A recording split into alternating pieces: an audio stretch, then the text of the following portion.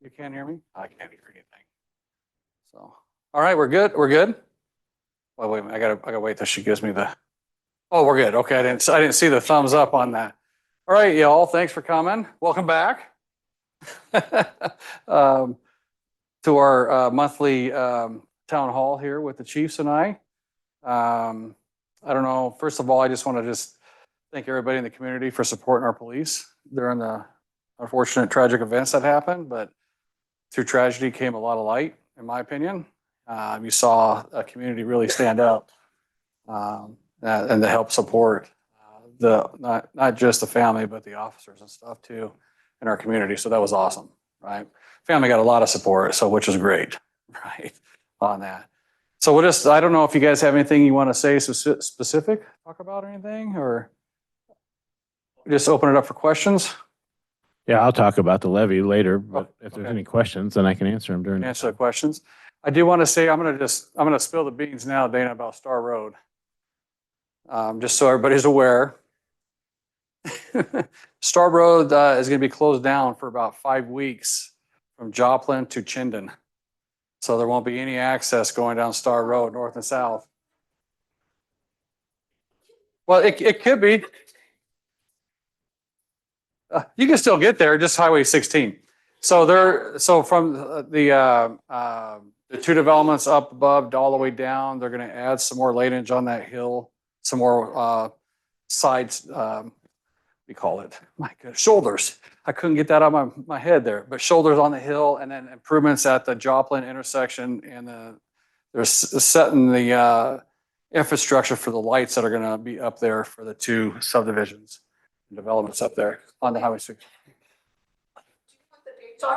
Yeah, so May 28th is when they're going to shut it down, and then it'd be July 13th or something like that is when the plan is to open it back up, unless they can get it done sooner. It could be. Yeah, it just depends, right? So, oh, hang on a sec. I forget. I got this for people to talk into because we got people online. Okay, so if we're on the same subject as Star Road, Yep. you're putting signals at the entrance of the new development? Yes. So you're going to be stopped. It's going On to a hill. stop on a hill, and then a few feet away, you're going to still have Star and Chinden as a signal too? Yeah, it's quite a few feet away though. Yeah. Yeah. Okay. Yep, you're gonna have both. Okay, so what's going to be your response time on, I'm thinking like a busy morning or a busy afternoon to get to someplace across down Chinden or whatever?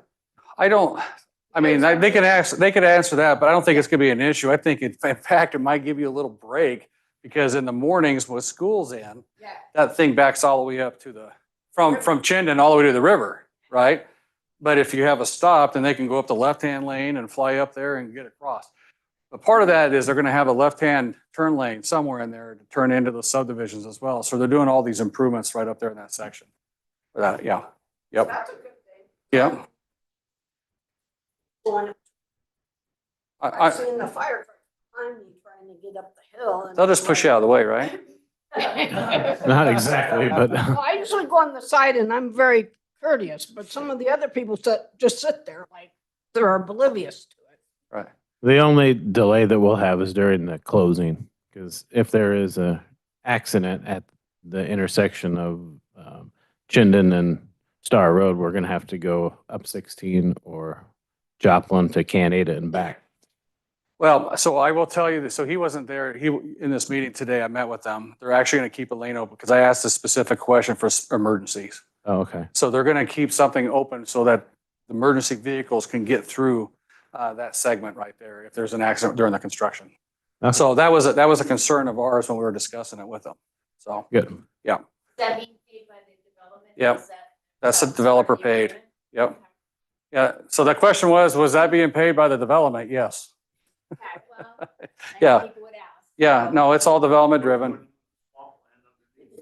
What's that? There's, well, on the, so, Or they eradicated water. well, down there, they've elevated that land so they can build on it, right? So it's all been engineered so they're able to build on it, and they funnel the water down through the side. Yep. Yep. The ponds in there will stay down on the northwest corner of that area up there. Yeah. So, yep, it'll be, I mean, that was questions that we asked at the time, and you can engineer, and the DEQ and the Idaho Water guys are saying it's fine the way they engineer it and elevate it out of that area. And then they just have to flow the water through. Part of that hillside or that road that goes up the hill is they have to expand the box culvert that's down at the bottom of that to continue that flow of water as well and bring all that material in. There's gonna be there's a lot of material fill coming into that place down there. So, Did Star ever implement a Hang on. grading permit? Did Star ever implement a grading permit? yep, we're going to, it's in our code updates right now. But it has to be, the grading permits on over 500 cubic yards. It's not on everything. It's ridiculous to do a grading permit on a small thing. But 500 cubic yards, it was going to be 1,000, but we brought it down to 500 cubic yards of movement, which is a lot. I mean, not a lot. It's not a lot, but it is a lot. It'll help, yeah. Yep. So that's, we're going through a code update. Last week, last week we had our first hearing on the code stuff. We're going to have we tabled it till June 6th so we can continue to discuss the different pieces of it. It's interesting how you argue about the meaning of words. Right? There's two words that we really got in a deep discussion about for about 20 minutes. You're like, right, should and shall, right? Should and shall. That was one of them. And there was another two words that we got. Use and, you remember the other? Use and something else, yeah. So it comes sometimes, but you know what? I'd rather argue it now than later when you're trying to figure out what that means, right? So we can define that kind of stuff. So on the fire side there, Chief, you want to just go ahead and talk about a little bit what you're. Yeah, I think everybody's been here before, so I don't have to go over the entire fire district, but we've got the levy increase that we are asking our citizens for. I have brochures here if anybody needs one.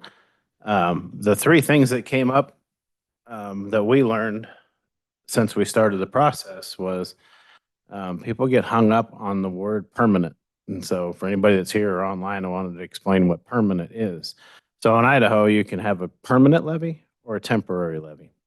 A temporary levy is 2 years, and then it has to be voter approved again. It takes a 50+1% vote to approve a temporary, but then every 2 years. And this levy increases for people. So we need people, and if we hired them on a temporary, then in 2 years, we would have to see if the voters wanted to approve that temporary again. If they didn't, then we would close the fire station and reduce services and lay people off. And we don't want to get in that position. So we went for the permanent levy increase. And part of what gets confused is I think that like people get the $53.83 per 100,000. I think some people have interpreted that as goes up that much every year. And the 5383 is what it would be with the values based off of 2023, because we don't have 2024's numbers yet. So we won't have that until after the levy is voted upon. The actual numbers are going to be a lot less than that because Star has grown a lot since over the last year. And what it actually is we're asking for $2.25 million to be added to the base budget.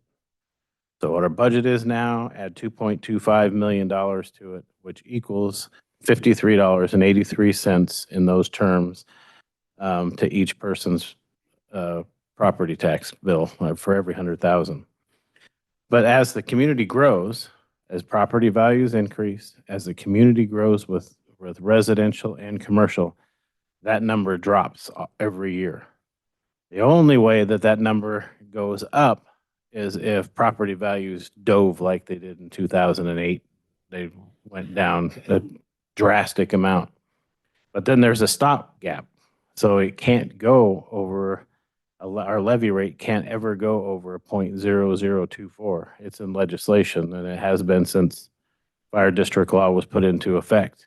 It can't ever go over that. So there's a stopgap there. So the answer to the question of the permanent is, it is permanent. It's not going to end in 2 years. It's not going to end in 30 years. It's not going to be paid off like a bond is. And it will be raised. That base budget will go up by $2.25 million. And then after that, we can only increase our budget 3% a year. And then there's the new construction annexation piece that comes into it that is paid for by new construction that we hope we can get fixed in legislation next year. So we don't get in the position to have to do a levy increase down the road sometime. Before House Bill 389 was put into effect, I think we talked about this before, we used to get 100% of new construction and annexation. And this community is growing by, I don't know, Trevor can probably tell you more, 16% round number. Yeah, anywhere from 13 to 16%, And so depending on the year. we're leaving the difference between 8% and 13 to 16% because of that legislation that was passed in 2020 that went into 2021. So we hope that someday we can get that fixed, and then we would be able to grow with our community. We used to grow with our community, but because of that legislation being passed, we can't grow with our community anymore. So that we hope to get it fixed. And I'm going to go back. There's been an online question asked about Bean's salary, RC Bean, about being able to access that during construction. Yes, you can access that. Even the residents down East Joplin will be able to access from Star Road from there as well. So just to answer that a little bit. So to go back to your thing there. The other question that you have a question on that? No, go ahead. The other question that came up that was very interesting is there's a lot of retired fire and police that live in Middleton and Star. And most of them were very supportive and wanted to help in any way they could. But then there was some that I ran into that I actually came to the meeting, so that was good. So we got to educate them. And where they previously worked, in whatever state it was, they were part of a city fire department. So they didn't really understand a district. So we educated them on a district. But what I found was that their cities would use the fire and police levy increase to increase their total city budget, but they would use the front of the police and fire to say that we need to increase police and fire staffing, buildings, equipment, so on and so forth. And then they would raise their budgets X amount of millions of dollars. And then that money would not go to police and fire, or a small portion of it would, and it would go to other city functions. And in some cases, they said homeless stuff. And so they were against it until we explained that we're a district, and all $2.25 million, if approved, will go 100% to the fire district. It can't go anywhere else. It can't be used for anything else except for the fire district. And so that satisfied some of them. I just don't know that we were able to reach out to all of them. Hopefully they did. But that was interesting because I had never, that thought never would have crossed my mind that a city would use the police and fire as a front to get a levy increase approved for other things. Yeah, that's a challenge. It's not what we do here anyway. No. Right. So just to go along with that, when you're talking about property tax, the city of Star only levies about $1.85 or $7 million towards property tax. 100% of our property tax money goes to help fund our police. Right. And we are short on that. And we created a mitigation fee to help fund the stopgap for the police, right, to increase it. We're looking at tripling the cost of that mitigation fee here in July because of the rising cost of police and even the rising cost of fire, because we have a fire and a police mitigation fee to try to help out. But it's not a permanent solution. That's the challenge. It's a temporary solution until we can get legislation changed to get us back in check so we can actually have new growth pay for the new services of our police that we need to have happen. So when we're talking 1.85 or 7 million, somewhere in there, we do that on a $3 billion value in the city of Star. We got a lot of value in Star and levy very little property taxes in Star. So, yeah, in the fire district's budget, we levy about 3.2 $3.7 million in property tax from the entire district. It's not just the city of Star. We have portions of the city of Middleton, portions of the city of Eagle, unincorporated Caney County and unincorporated Ada County, and the 55 square miles along with the city of Star. And I think our assessed value was 4.2 billion. So we're a little bit higher than the city, obviously, about an extra billion. But 100%, well, I would say 97%, because we do get some fees for plan reviews and that kind of stuff, but it's very minimal. 97% of our collected property tax goes to our budget. We don't have any other way of getting income like cities do or counties do. Special district, that's all we get. Yep. Any questions on that with Chief? Well, you do have a question? Okay. Well, My elderly neighbors. Sure. Discussing this, so of course they. So talking to that though. So of course, they don't want it. So their question was, which fire station, we're talking about Manning. So which fire station would it be?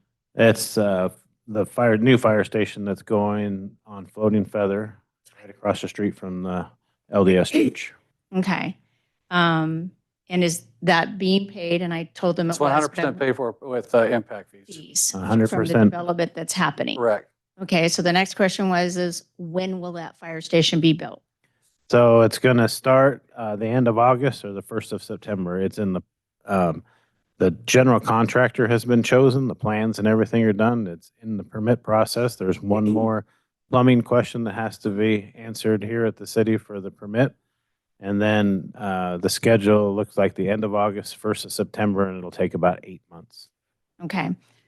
So that's 100% that it's going to be built, for sure. It That's will what be they were regardless asked, if right? if the levy increase passes or not, it'll 100% be built. Okay, so then Sharon, my neighbor Sharon wanted to know what happens if the levy doesn't pass? If the levy doesn't pass, we will be back. I don't know if we're allowed to go in November or if we have to wait until May. We will have to ask again, as we don't have any other source of funding. The unfortunate part is impact fees can't be utilized for personnel, right? Right. And growth used to pay for growth until they changed the law in 2021. We wouldn't be in this situation that we're in now if that didn't change in 2021. No one could have forecasted growth happening like this, like it's happening in our state. It's just not Star. It's the entire state is growing at leaps and bounds. And you're going to probably see a bunch of other fire districts going for levy increases as well because they're in the same pickle. If you guys know the Caney County EMS, right, Yep. is going for a levy increase right now too on the Caney County side because they're in the same pickle. They can't collect enough to pay for the services that are required on the Caney County side because of the same situation. So the biggest thing is legislators need to change the law, understand that cities, taxing districts like them are not taxing people out just to tax them. They're providing an essential service. And we can't go out there and just infringe on people's private property rights and say, no, you can't do it anymore. Everybody else came in, right, under that same thing, but now we can't, the laws don't allow us to do it. The legislature's not giving us the tools to properly manage it, I guess. Let's say it that way, right? On the one hand, they're taking away our ability to properly fund our emergency services. On the other hand, they don't give us the ability to limit building permits. You can't do that. It's against state law. The only time you can do that, and it's a 6-month temporary thing, and that's the only time you can do it for 6 months, is if you have an essential thing like sewer and water that goes out and you can't service it, right? Because here's the deal. They can still do it all day long with what they have, but your response time is going to go through the roof, and every second and minute counts. So the citizens have to decide, is it worth my life to put more firefighters in place to make sure that this response times are good? Or am I okay with the 8 minutes it takes to get to certain areas of Star, right? But when every minute and second counts, I mean, you got to make that decision on your own. Yeah, And- since 2000, I think it was 2018 until now, our response times to that area has increased by 4 minutes.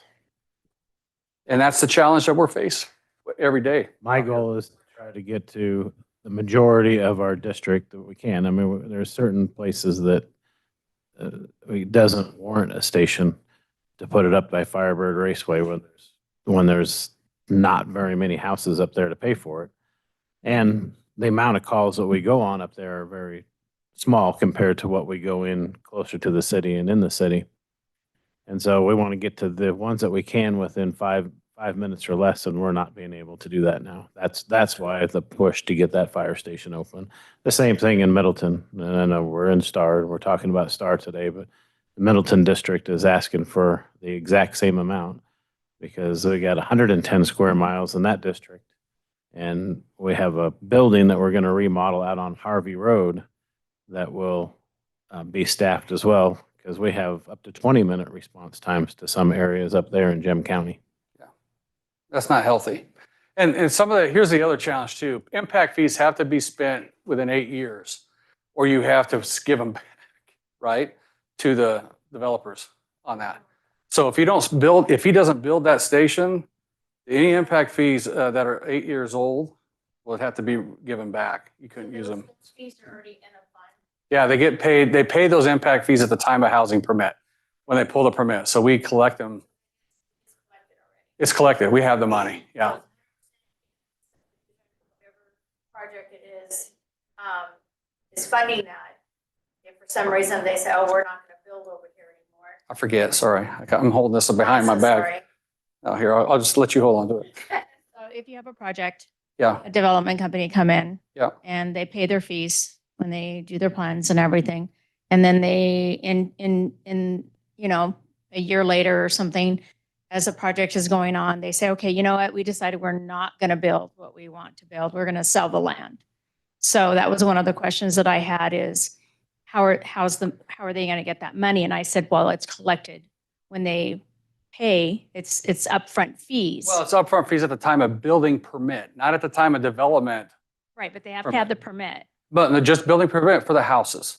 So they put a subdivision together, you get a plat, then you build out your subdivision with the roads and infrastructure, and you come in for a final plat signature. Not until the time of final plat can you start building individual houses. And that has happened. And that happens. So at the time that they come in to give us a permit for that individual's house, that's the time that they pay the impact fees. It's not paid at the time of final plat for the whole thing. It's as needed. The development, if the whole development's there, the fire services really aren't needed until the houses are in. Say start coming in. So that's why you do the impact fees for that. Okay. Yeah. Now we do proportionate share different. So proportionate share, what we put together for the state highway improvements, like what we did down here in front of Albertsons, the city did.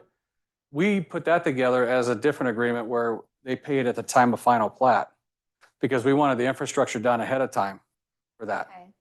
So So that's different. that's completely different. So there's two different ways. Impact fees, that's the only way we can collect them is at the time of permit. These proportionate share is completely different where we can collect it at the time of final plat. So 100%, it's going to be built. Yeah, It is going to be built. it's going to be built. And is 100% paid by new development. Yep. Yep. We just need to get the personnel for it. So, any questions there, Lori? Give her the microphone. Yeah. Just tell me what you think are like the issues that you see most on the streets, especially with the youth. Is it fentanyl? Is it marijuana? Is it prescription drugs? Is it something totally different? I'm glad you asked that question. So we, Thank you. when it comes to specifically towards youth, we have some issues with traffic issues. Most complaints that come across my desk have to do with speeding, the traffic type issues. And then our POP team that we put together is doing a fantastic job. Our deputies do a fantastic job of getting out there, but there's so many subdivisions to get out to, we can't get to them all. When it comes specifically towards youth, really, to be honest, it's the suicides that we're seeing. It's a suicide increase. I mean, in Ada County as a whole, I'm not talking Star, but Ada County as a whole, in a 10-day stretch, we had 4 different suicides, completed suicides that happened in our county. So we're seeing an increase by quite a bit. I know the city of Star has been very active on trying to get in suicide prevention, those type of things, but we do see quite a bit of marijuana, not just with youth, but a lot of people are pulling over. One of the things we recently added to our police report monthly is citations, and you can see our misdemeanor citations, majority of those are marijuana citations. Whenever we can, we usually take them to jail if we have the time to do that, just because we want to get rid of the marijuana in our streets. So we do see quite a bit of marijuana. Fentanyl, we still do see a little bit of fentanyl. We see it more than heroin. Heroin dropped off quite a bit. But we still see a little bit of it. But when it comes specific to the youth, my main concern is again the suicide prevention part of that would be huge. So And we, as a city, the way we're tackling, we have a Halo program that we put together, which is Hometown Angels Lifting Others, which is inviting the youth of our community to come be with me, I guess, and other members of our community and just have fun, right? And just show them that there's an outlet, that you got somebody to talk to and things like that, and that our community cares about you. My biggest concern with this, that he's talking about, is we have so many kids that have been uprooted from what they know in other places, and they don't have that peer group, right? And they're stressed out to the max, and then the social media platforms don't make it any better for anybody. I mean, it's horrible, right? And it's driving it this way. And so we're out there trying to make certain that these kids know that we're here, right? That your community cares about you, all the way up to me, the mayor. I mean, Dana does some great posters. I mean, she had my head pasted on Nacho Libre's body, right? Putting that out there because we watched that movie. Or I think it's this Monday. Is it this Monday? Yeah, this Monday I'm baking cookies. I could cook. I'm baking cookies with the youth and stuff over at this thing. And we usually get about 14, 15 kids that show up, and they're not always the same, which is nice, right? We do it at the rec center over there between the police and the fire, typically. And I think we're going to do, is that what we're going to do them all? We got a whole plan for the whole year for every month to do this with.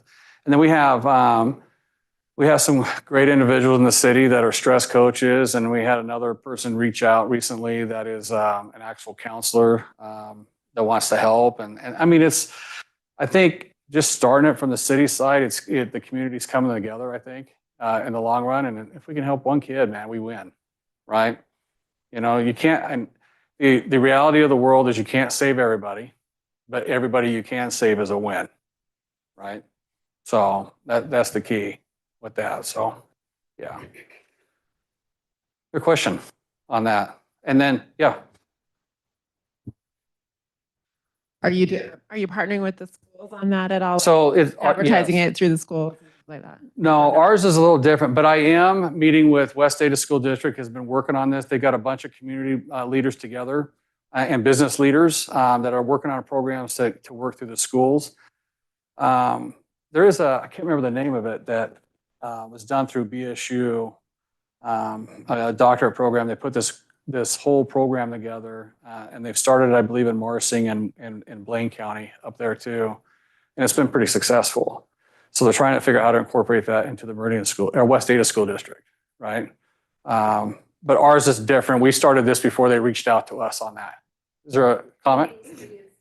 Oh, Communities for Youth. That's what the name of it is. That through West Ada School District on there. So it's a issue, and it's something that I think we continue to. I mean, just like this Saturday, guys, we have the fishing rodeo, right, with our police. Great opportunity. We get so many kids that interact with our police and realize police are good people, right? Because sometimes where they come from, they get the wrong impressions from media and from folks. But then you create that relationship, and they got somebody to talk to, right? And they see that our community's a good time, and they got a lot of opportunity out here. And I think things like that are invaluable for our community. You know, providing just the simple things, providing splash pads and playgrounds, things for kids to get these outlets, meet other kids, things like that, right? Our summer camps are amazing that we have. I think, what did Annie say last night? She had, I mean, did she say she had, was it like 1,400 registrations or something? Crazy number of registrations for our summer youth camps that are already registered, you know, right, and all ages, from toddlers all the way up to 14, 15-year-olds, right, that are in there. And then we employ, as a city, Annie employs a lot of youth to help out with these different events and functions and camps. And so it kind of gives them a little bit of work experience and getting to know other people. And, you know, just all these little things that we're doing as a city, we're trying to combat that challenge that Chief was talking about with the teen suicides and just feeling out there and alone and left out, right? I think it's great, so. We have that cadet program. Oh, yes, and they have that cadet program, the junior cadet program, I think is a really cool program. How many kids you got in that? 19, 20, 15? No, we had to limit it to 100? 10. 100? They need more firefighters so they could have more cadets, junior cadets. Now we got 14-year-olds that they can apply to be in the program. I think they limited it to 10 right now. It's a brand new program.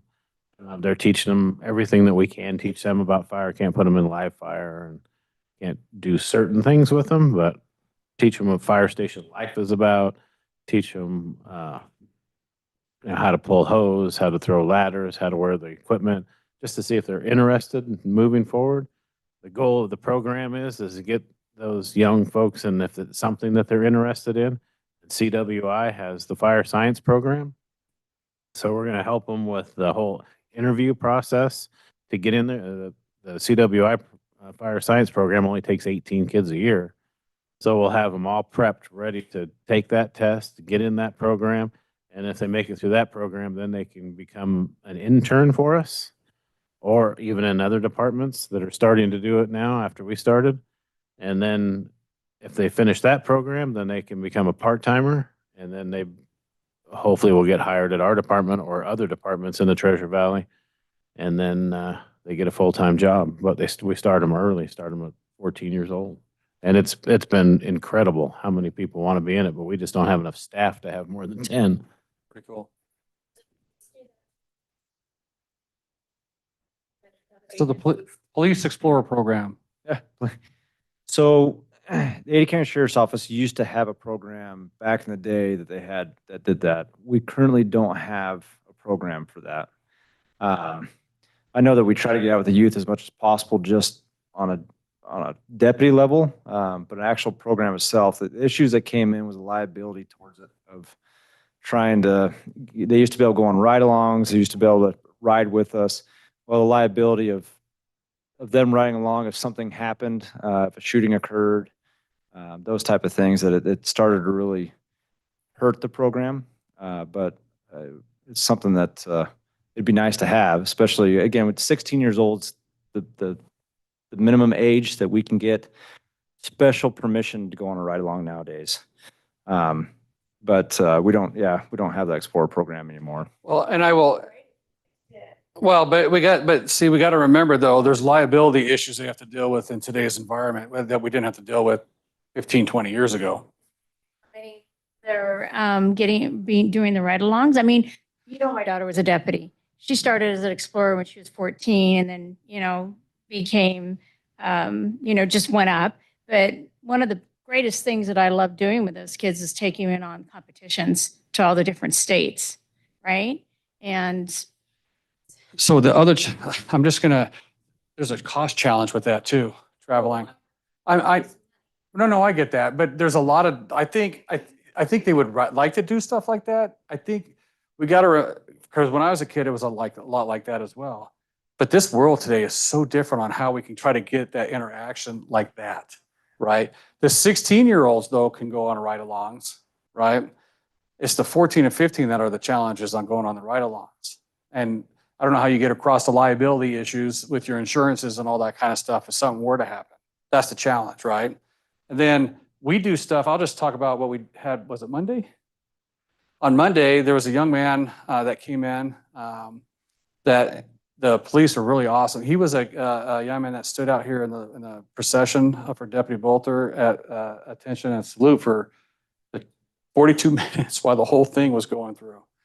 And so they brought him in, and the deputies are awesome. So when they have that one-on-one interaction with them, they show them the police station, the police cars, the equipment that they utilize, things like that. They do that. It's just some of that added stuff. It's harder to get done. That starts at 18. No, we don't have that program either. The Shasta 3 recruit program starts at 18. We don't have that. We get out, on the recruitment boost, we do encourage anybody that's 18, 19, they can't can't be an officer yet, but they can do some records, like we have records techs, some dispatchers, and then there's some jail techs is what they call them, that can get started. But we don't have a recruitment for the 18-year-olds that we used to have. Yep. Oh, hang on. Right with or Okay. the fire. The house, that Victorian house you're tearing down, I saw a bunch of people look. So just to be clear, they're not tearing it down. They're demolishing. Well, the fire department's not. No. Okay, But yeah. I saw. I just want to be clear though, so people don't think that the fire department's tearing down that No, home. I saw a bunch of people, a fire department Yeah, dressed in fire gear, Right. doing something over there. yep. I mean, were they just practicing? Yeah. Yeah, so the current owner gave the house to us we can't burn it. There's too many challenges in burning it, but we can do a lot of other training in it. So they're doing some roof training where they're cutting holes in the roof. It's a ventilation training. And then they're doing some interior trainings where they'll go through walls if they get trapped in a room during fire, how they can get out. They're practicing pulling hose, through hallways upstairs and so on and so forth. And Yes, the owner of that plans on taking that down because it's not that, I guess I got this, I'm talking in both. I don't know what that sounds like online, but that facility there is not, there's no way to move it. I don't know if it was a people prior or somebody came in after and stripped out all the wire and the copper out of that place. There's no way to rejuvenate that. It's not compliant for anybody to get in. The stairway, I think, is about, have you been in there? It's about like that wide to go up to the second floor. I mean, I have to walk sideways to get up that thing. So it's not, I know people will get frustrated, but it's somebody else's property and they're trying to make better use of their property. So it's going to come down with that. They own the entire block on there. Yeah, they're actually out there right now working on those. Yeah. Yeah. Oh, hang on. Okay. I'm not doing a very good Ryan job here. I'm asking you now, Trevor, Okay. because you probably know. Next to Albertsons, if you're coming up this way on State, Uh-huh. on the right-hand side, Yep. before you get to Albertsons, Uh-huh. are they building something there? Where that pad was made? Yeah. Yes, they're gonna, a bank is going in right there. Yeah. Everybody has money, so they got to put it somewhere. No. So Taco Bell has not brought anything into the city. They've had a neighborhood meeting, but they have not brought anything into the city. First Interstate has been approved over here, but that was approved over a year ago or so, right? We have not heard from them since, and I think the property is up for sale, so I don't know what their plan is for that. What about that Grace Living? So Grace Living is not coming in. Yeah. Yeah, they pulled out, yeah, on that one. But this other, the U-shaped building that's out here by Highway 16 by those apartments, that's a senior living facility. Yeah, right there. So. There's all sorts of good new stuff, right? What do we got here going? Someday the car wash will be coming. I don't know when. I've heard different dates, but it's up to them in reality. We had a Sherwin-Williams facility come in and do a design review with us for a paint store. We have Dutch Brothers. I believe they're doing the underground right now over at Dutch Brothers over there by Christian. I think the foundation's in. Oh, the foundation is in? Yeah. There's another building, work live style facility going in right over in that direction too. That has like 8 more businesses in it. They've all been spoken for. Some small mom pop shops will be going over there. Let's see. What can we talk about? There's still negotiations going on. Hopefully we can get this really nice eating establishment that'll go in over by Highway 16. Maybe burgers, maybe salad. It's okay, but it'd be nice to have a nice Steak. steak. It is. It would be a nice steakhouse, I will tell you that. Oh, Pilates. Oh, yeah, yep. do Pilates, you can work off your steak. We got that coming in. That's going over by Albertsons, right? Yeah. A new Pilates studio going over there by the Starship and Print area. You what? That's senior living.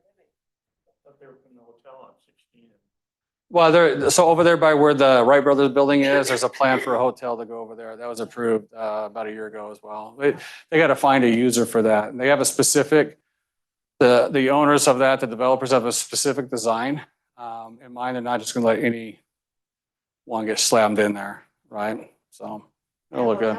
Yeah. The ones you sleep in. Brand? That's what I'm saying. They don't have a brand yet. They don't have a They're trying to find a brand. Right. They haven't brought anything in to us at all on that. The empty one on the west side of Syringa, no, they haven't brought anything in to us on that one. So we haven't seen anything. A signal. Well, Seneca Springs signal will be later down the road. Development's going to pay for that signal.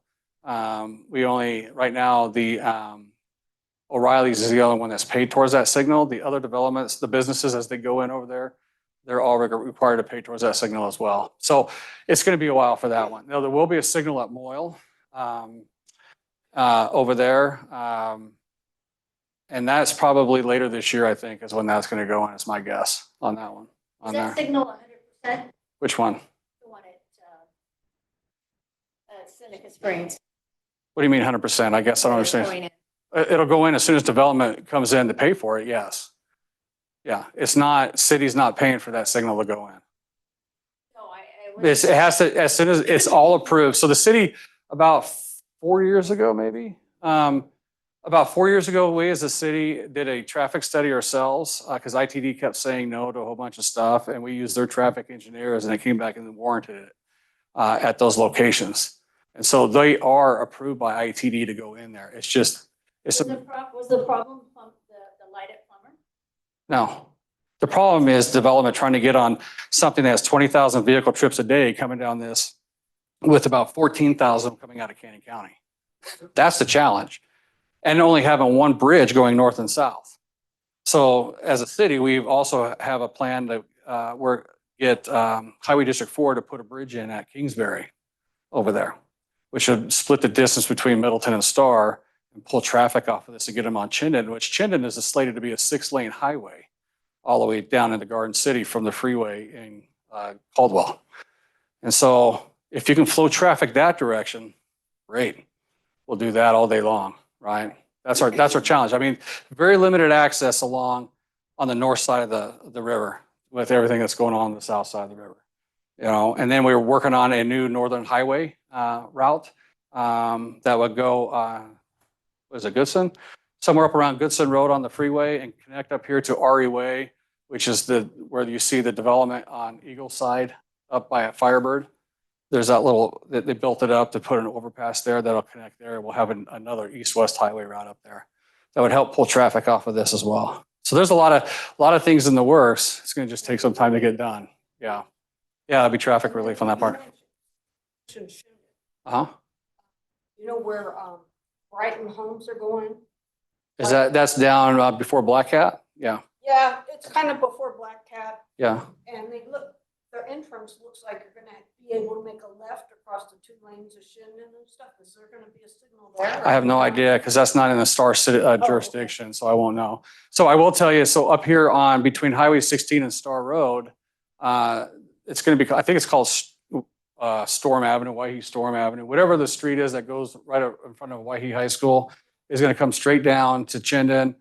We'll connect across on our side and there'll be a light there as well to get traffic in and out up that way. We had to get that changed from ITD because they had those slated as rural sections, which only allows lights every 1 mile. And we had to change their classification to urban sections to allow us to have them at every half mile if we needed them. The development that has a golf course, Uh-huh. what was that called? Willowbrook, Willowbrook.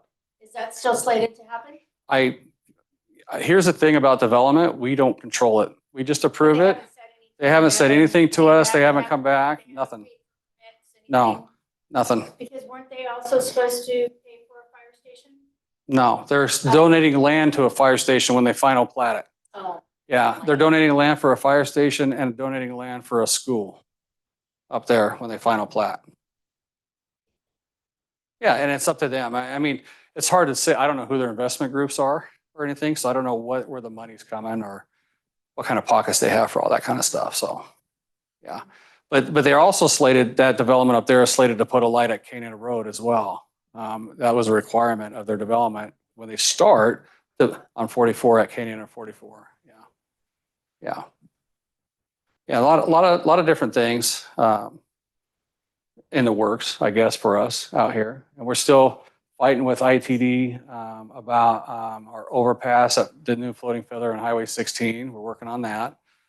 Right now, they don't want to give us any access on Highway 16. They just want to do an overpass, which we said that's not good for our city because we have very limited access to the highway systems to begin with. They met with us the other day. You what? They met with us the other day. Did they? Yeah. What are they saying to you now? They're not going to give us off on ramps and off ramps.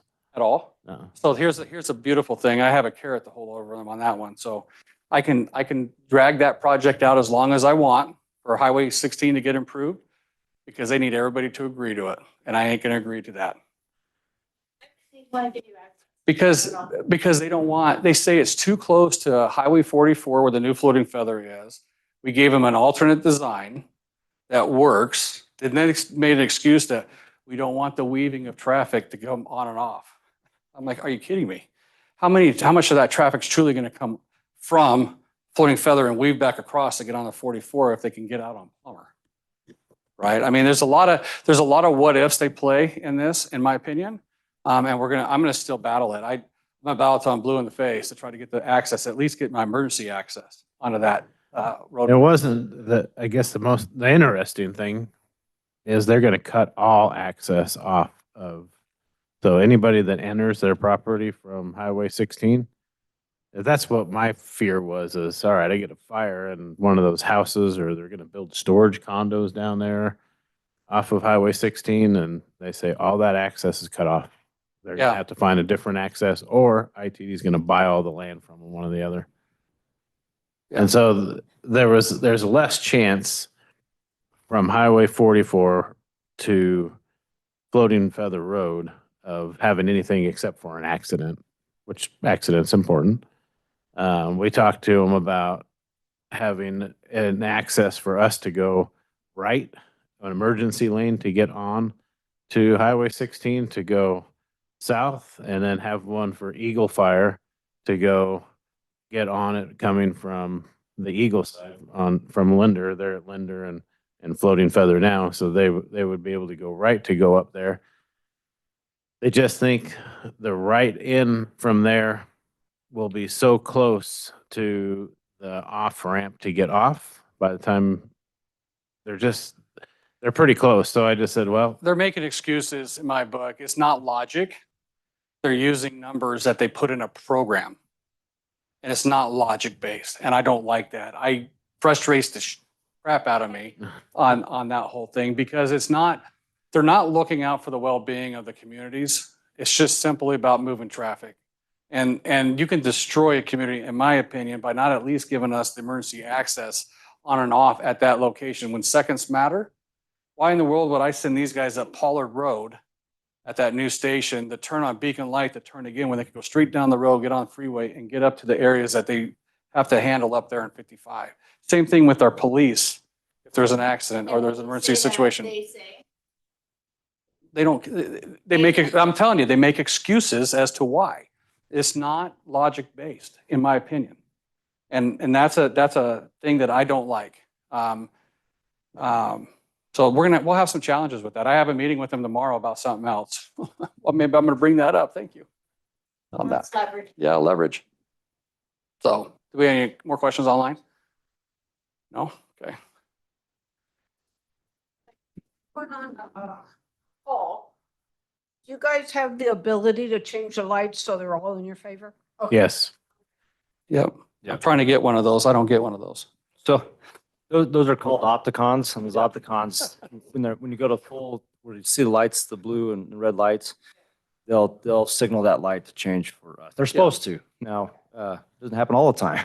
but they're supposed to. And I'm gonna go back to Floating Feather. That's the thing I was talking about, is setting up a gate system with Opticon that would open for these guys to go down and then close, so people can't just utilize that emergency exit.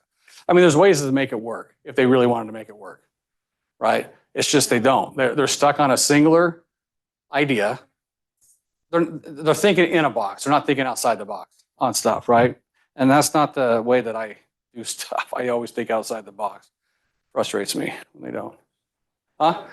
He doesn't. You don't go in a box. Yeah. So what other questions? Do you have anything else to say, Chief? No, Well, this one first. No, I just want to say again, I thank you for coming out. I like hearing kind of the issues you're seeing. I like the questions about the juvenile type stuff. That to me is huge and knowing what's going on in our community. And I think it's one of the most important things we can do as law enforcement, knowing what's going on and how to battle that. But one of the things that came up in the last, well, I missed the last one because I was out of town for training, but one of the town halls was our police report. One of the people wanted to see if we could put citations on there to show how many citations we're writing. So we did. We've added that to it. So you'll see the month of April, which I just barely submitted to the city. I'll probably get it on here next day or two. You'll see the citations, not only misdemeanor, but actually infraction citations that we write as the Star Police Department there. So one of the other things I just want to remind you of, because I've had people ask, hey, why does it look like our crime rate's going up in the city of Star?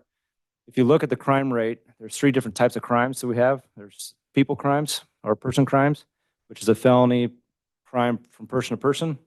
And then you have your property crimes, and then you have your society crimes.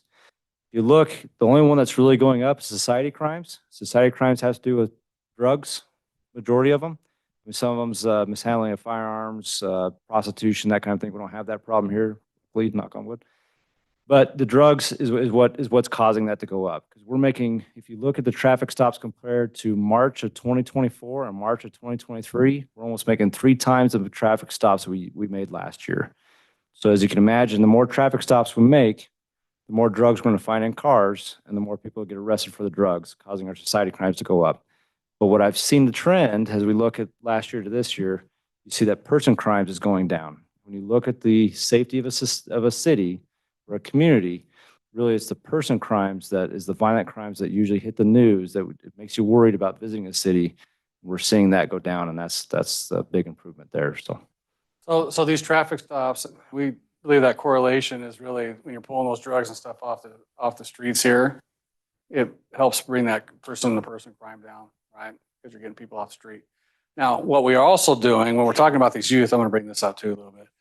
But we have an SRO TAC up there at middle school. And so during the summer months, he usually goes to a different part of the south of the county or somewhere to patrol during the summer months and when the school's out. We're looking at bringing him on in the city during the summer months because he already has the knowledge of the kids and the youth, and that he can go in and be part of our POP team and just focus on the juveniles, you know, and make those contacts with them and talk to them and really focus on some of the graffiti and vandalism stuff that we see with these youth, right? It's just cool to be able, in my opinion, to keep that cohesiveness with him. Even with the younger kids that he'll interact with, that he'll end up seeing in the middle school, and keep that rapport going. So we're working on that in our budget to add that 3 months into our city to have him focus on that, which is really cool. And what's amazing, so Detective Takeuchi's only been at Star Middle for this is his first year, but the times I go and visit him, all the kids' names he knows, and he knows those kids well. And so when he goes to the skate park and sees them, he knows them by name and he talks to them, and that relationship there is huge for our community. Yeah. So. Yep. So we're looking at different things like that to help with the police side. And we're also looking at possibly adding a K9 out here with our POP team, which would help more.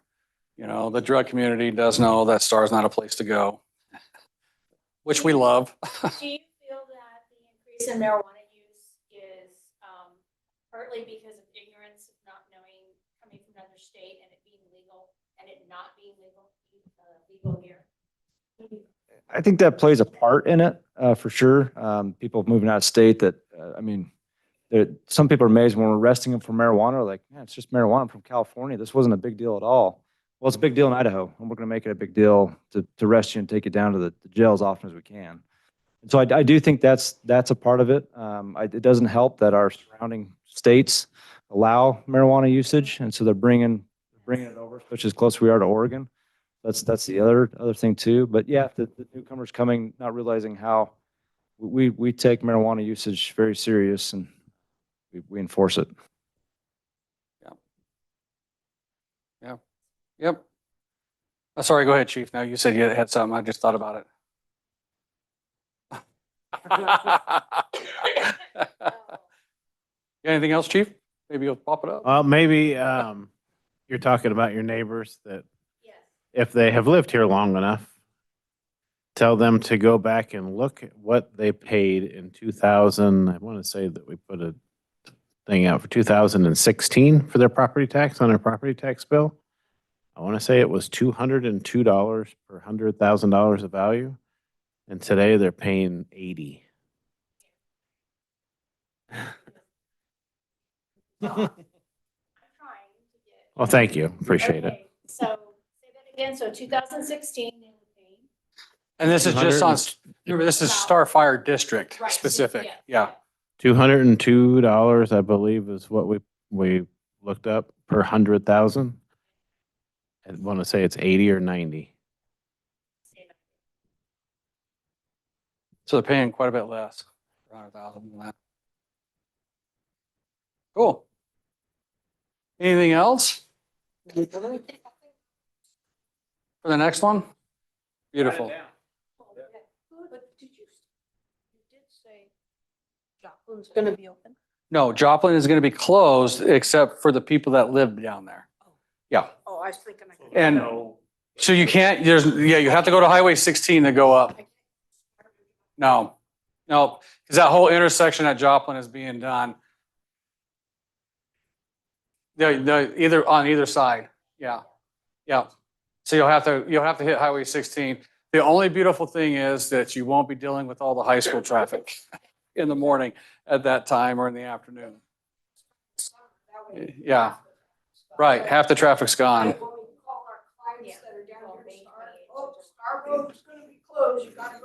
You got to go around. Up there? Yeah, right there at your business? Yeah. Do you have anything else there, Miss Lori? Anything else? I'm going to just buy you a mic. Is there codes about lots having to keep the weeds abated? Yes. So there is, that's a challenge that we have every year. It's Oh, yeah. no different. But are you talking like unbuilt lots or I'm built talking land? about the one Lots that are built. behind our subdivision, which is the lot next to Syringa. There was some construction by the ditch writer and he piled up just mounds of dirt right at the, right Yeah. on our, where we butt up to each other. So now it's just covered in weeds and we're trying to keep our, So that one there, what I would do is call the Ada County Weed Abatement and mosquito guys and have them come and spray it. awesome. Yeah, that's an easy way of taking That care of makes it a that. lot easier. Yeah, we all pay for them. Use them. But if it's an unbuilt lot, right? If it's, well, no, I mean in a subdivision that's not built. Yeah, they're required to keep the weeds down as part of their approval. Once it's developed and built, that's up to the HOA to take care of, unless it becomes a huge nuisance, right? But it's very hard for us as a city to be able to get that knocked down from there. But if you call Ada County Weed Abatement and let them know, because, I mean, if they have, let's say there's poison hemlock or something in there, they'd definitely come out there and spray that stuff. And knock it down. Yep, it's been there for 100 years, it seems like. Yeah, behind the fire department. Yeah. Yep. Yep.